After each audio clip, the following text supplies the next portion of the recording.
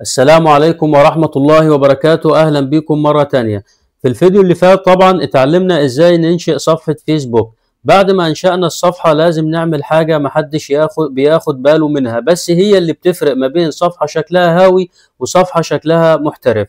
الفيديو ده مهم جدا لأنه هنظبط فيه كل حاجة أساسية في الصفحة بتاعتنا، كل تفصيلة بسيطة بتأثر في ثقة العميل اللي داخل يشوفك لأول مرة. فلو نفسك تبني صفحة تبان فيها بشكل محترم سواء لبراندك أو لشغلك الحر، الفيديو ده ليك. يلا بينا نجهز صفحتنا بالشكل الصح من أول يوم. بعد ما فتحنا الصفحة بتاعتنا بنضغط على الإعدادات ونضغط على المنشورات.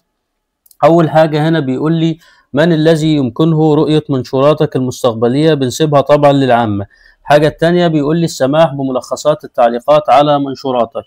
هنا الفيسبوك طبعا عن طريق الميت اي او الذكاء الاصطناعي بيظهر ملخصات للتعليقات بتاعتك، ما بيظهرهاش كاملة، بنسيبها طبعا مفتوحة كده. وهنا بيقول لي مشاركة المنشورات في القصة دائما، انا طبعا بقفلها لان مش كل المنشورات ينفع يشاركها على القصة بتاعت الصفحة.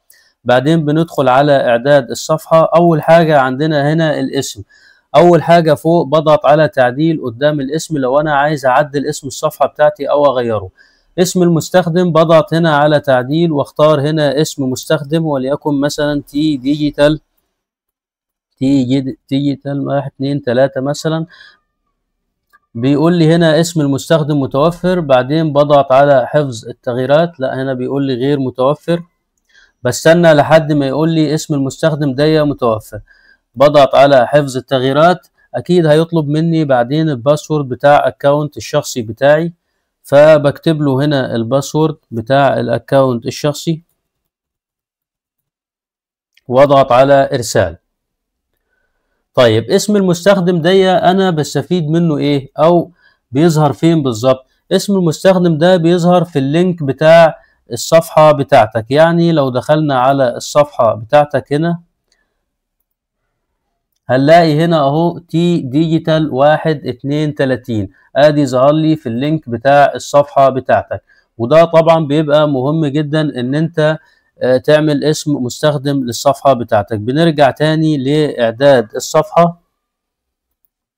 في حاجة هنا عندنا اسمها حالة الصفحة، لو ضغطنا عليها كده هنلاقي ان في علامة صح هنا جنب الصورة بتاعتك بتاعة الصفحة. دي معناها ان مفيش اي مشكلة في الصفحة مع الفيسبوك. لو ما لقيناش العلامة دي يبقى الصفحة فيها مشكلة. بعدين بندخل على الصفحة والاشارات. هنا الصفحة والإشارات. أول حاجة هنا فوق بيقول لي من الذي يمكنه النشر على صفحتك. طبعا هي الجميع، أنت بتخليها أنا فقط عشان محدش ينشر على صفحتك غيرك. من الذي يمكنه رؤية ما ينشره الآخرون على صفحتك. طبعا هو مفيش حد هينشر غيري على الصفحة، فبالتالي أنا هسيب الجميع هم اللي يشوفوا المنشورات. هل تريد السماح للآخرين بمشاركة منشوراتك في قصصهم؟ طبعا بسيبها مفتوحة عشان الصفحة بتاعتي تنتشر بشكل أكبر. هل تريد السماح للآخرين برؤية وترك الآراء على صفحتك؟ أنا طبعا بقفلها لأن للأسف لو حد من المنافسين أو غيره حط رأي مش كويس على الصفحة أنت ما بتقدرش تحذفه، ده غير متاح في الفيسبوك. فأنا طبعا بقفل الآراء. بعدين بندخل هنا على المتابعون والمحتوى العام. أول حاجة بيقول لي الأشخاص الذين يمكنهم متابعة صفحتي، طبعا بسيبها مفتوحة للعامة. الأشخاص الذين يمكنهم رؤية متابعيك على يومياتك برضو بسيبها للعامة عشان الناس لما تدخل عندي تشوف كامل عدد اللي هو متابع الصفحة بتاعتي. من الذي يمكنه رؤية الأشخاص والصفحات والقوائم التي تتابعها. أنا طبعا بسيبها أنا فقط، أنا مش يفضل خالص ان انا الناس تشوف انا بتابع ايه، انما الناس تشوف مين اللي بيتابعني. من الذي يمكنه التعليقات على منشوراتك العامة. طبعا بسيبها العامة.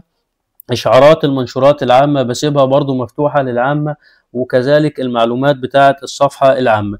عرض التعليقات الاكثر ملائمة. في بعض البوستات كده انت بتدخل على الفيسبوك بتلاقي ان هو جايب لك التعليقات الاكثر ملائمة، ودي بتبقى تعليقات ناس معينة بتظهر في الأول عندك، ودي الفيسبوك هو اللي بيحددها. فطبعا أنا بقفلها لأن أنا بحب أشوف التعليقات كلها بشكل ترتيبي كده عشان أعرف أرد على كل التعليقات، مفيش حاجة تتوه مني.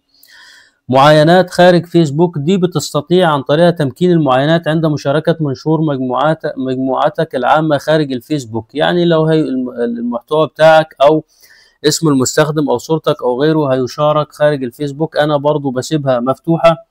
إخفاء المنشورات والتعليقات التي تحتوي على كلمات بذيئة، أنا طبعا بسيبها مفتوحة عشان لو في أي كلمة بذيئة في كومنت معين بيختفي طبعا، أو الفيسبوك نفسه بيخفيه. هنا إخفاء التعليقات التي تحتوي على كلمات معينة، في الحالة دي أنت بتختار له كلمات معينة، معاك لحد 1000 كلمة بتكتب له الكلمة دي، بحيث ان لو في عميل كتب اي كلمة من الكلمات دي في التعليقات هو طبعا بيحذفها بشكل تلقائي. القيود المتعلقة بالبلدان، لو انا عايز ناس معينة في بلدان معينة محدش طبعا يتابع المنشورات بتاعتي او الصفحة بتاعتي ما تتعرضلوش او ما تتعرضش في البلدان دي. القيود على العمر، لو انا عايز سن معين ما يشوفش المحتوى بتاع الصفحة بتاعتي والصفحة بتاعتي ما تظهرلوش. بعد ما خلصنا المتابعون والمحتوى العام، في حاجة تحت هنا اسمها الحسابات المرتبطة.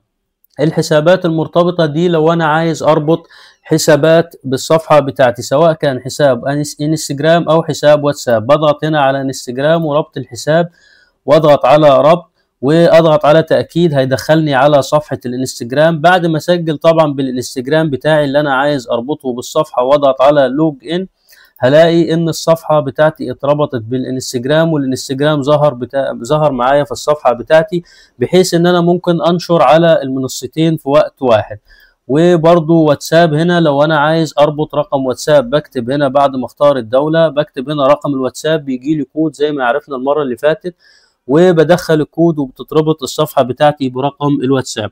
وعايز اقول لك ان في ميزة جديدة نزلها الفيسبوك من فترة قريبة، ان انت تقدر تضيف 50 رقم واتساب على الصفحة بتاعتك، وده هيبقى حلو في ان انت لو بتقدم خدمات كتير على صفحتك على الواتساب او منتجات على الفيسبوك او منتجات كتير، فانت تقدر تحدد لكل منتج رقم واتساب، بحيث لما تعمل مجموعات اعلانية كل اعلان يجي لك على رقم معين من ارقام الواتساب اللي انت بتحددها.